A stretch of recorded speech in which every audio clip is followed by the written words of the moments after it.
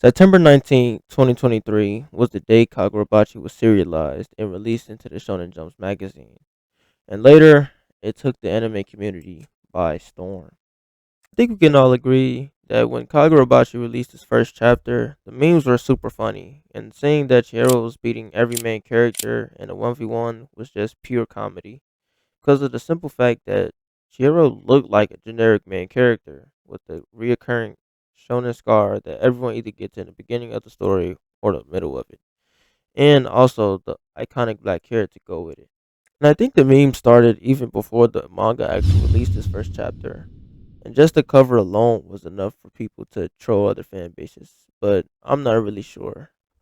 So how can a manga that started off as an internet meme with nothing more than its cover position itself as Shonen Jump's next big hit?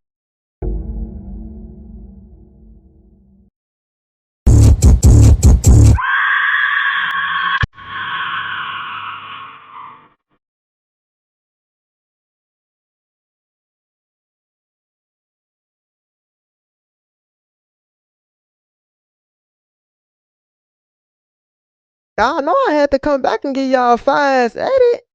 And I did it because I love being creative in ways you can never imagine. I'm that guy that always thinks outside the box, you know? But if you want to check out my edits, I do post my edits on TikTok so you can watch them separately from the video. So go check that out as well. And back to the video. The story begins with our main character, Chihiro Rokuhira, the son of a renowned swordsmith Kunoshige Rokuhira, a craftsman known for forging weapons imbued with extraordinary, almost mythical abilities, though not without a cost to those who wield them. But not long after, the mythical swords Kunoshige had poured his heart and soul into crafting will ultimately lead to his tragic downfall. Later, Kunoshige Rokuhiro was killed by members of the Ashaku, a tragedy Chihiro was forced to witness firsthand. To make matters worse, the mythical blades his father created were scattered across the country, weapons his father had intended to keep far from civilization's reach. Consumed by a burning desire for revenge and a mission to reclaim the lost blades, we as the reader go on this journey with Chihiro to track down those responsible for his father's murder, and also to retrieve the weapons that shouldn't have fallen into the wrong hands. Shonen Jump manga often kicks off with a simple, straightforward plot, and honestly, that's part of the charm. It's refreshing to dive into something easygoing, especially when compared to the intricate storytelling of series like Attack on Titan or Monster. Sometimes simplicity allows for a more enjoyable, fast-paced experience, and that's where many shonen manga falter. They overcomplicate things when they don't need to. That's why I appreciate Kagurabachi so much. Its simplicity reminds us that fun doesn't have to be complex. Chihiro grows up to be this cold-blooded assassin who is just so... Oh! I can't even lie. This nigga aura is just crazy. Like, who is doing this in New Gen right now? Like, the cool factor in this manga is crazy because imagine a main character that is so strong that he's telling his own sword to lock in. Like, oh my god, bro. You cannot get no better than this. Chihiro cool-headedness makes me gravitate towards him as a character, even in the heat of battle. Like, he really like me for real. And let's talk about his drift for a second. Hold on, let me find the creator of this manga. Hold on. Creator of Kagurabachi. Let's see. Okay, Takaru. Let me find out Takaru been in the kitchen cooking his all black fit up. Even the trench coat. Oh my god! He got this Naruto type jacket under it too. Oh my lord. Chef's kiss. Mwah. And when I first started reading the manga, I read the description for the manga and it quite literally said, a dark day soaked in blood. Chihiro and his blade now live only for revenge. And now just look at him at the doorway. This nigga was playing no games.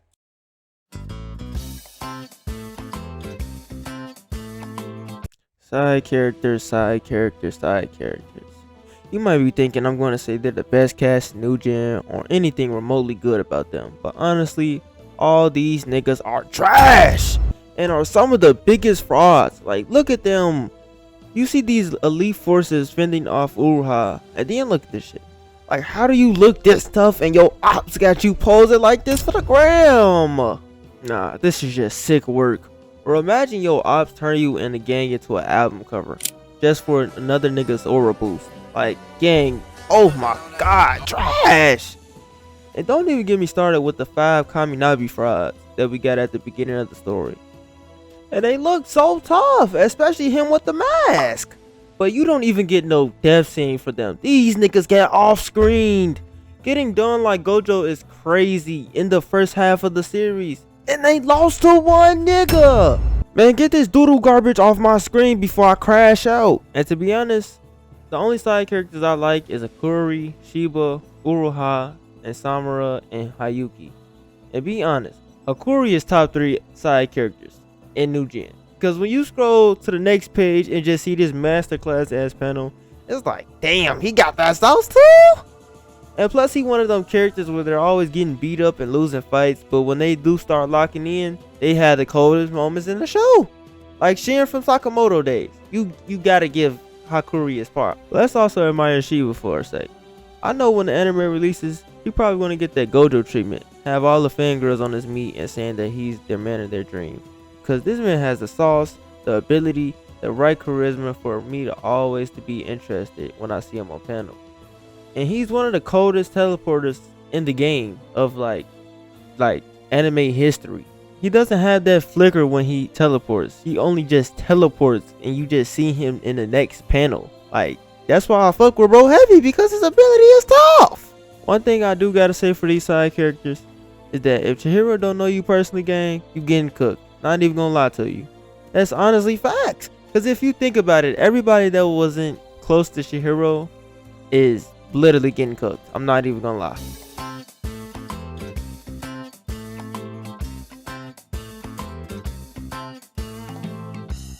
For villains, we're gonna go in order. So starting off with Sojo first. Sojo is one of those crazy villains that be crazy, but they low-key be spin sometimes. Like, he told Chihiro that maybe he's not right about his dad, and maybe there are other ways to interpret how the enchanted blades are used. And Chihiro only told himself that his way of doing things are right. To Shoujo, the enchanted blades were instruments of destruction and chaos, a means to spread fear and exert power. In contrast, Chihiro saw them as tools of justice, wielded to protect and save lives. I love this dynamic because it sets up a deeper conflict between them. Sojo and Chihiro aren't just clashing swords, they're clashing ideals.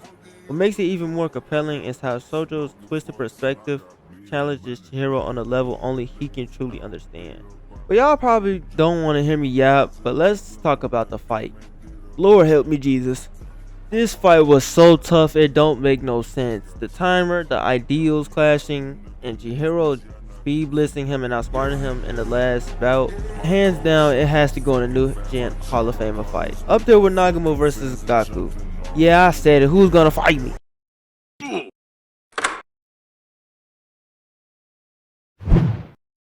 Next, hold on. Let me just give him his chain and his new AP. Because I realize he is actually one of the most realest villains I've seen in most recent years. Because if I inserted him in a blocking picture, he blends right in. Hey, I ain't saying I like him as a person, but you gotta respect the hustle. Nigga was sacrificing his own kids for an auction. Like, bruh. But sadly,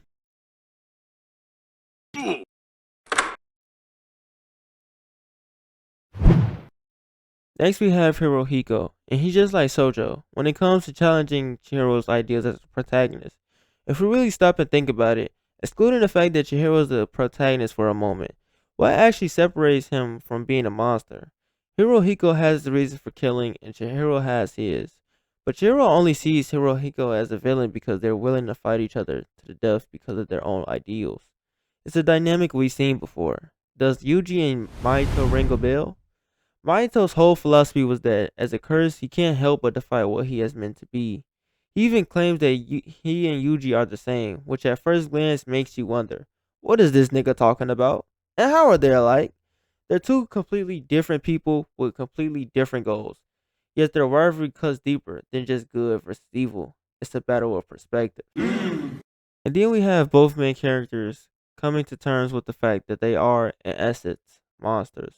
What makes it so compelling is their acceptance of this truth. They're willing to continue being monsters as long as their goals demand it. It's not about denying nature but embracing it, fully understanding that the path they've chosen will always blur the line between hero and villain. But yet again, this nigga was playing no games. Let's talk about the most recent chapter. The most recent chapter was so crazy. Like, how can Samura just do that to Uruha?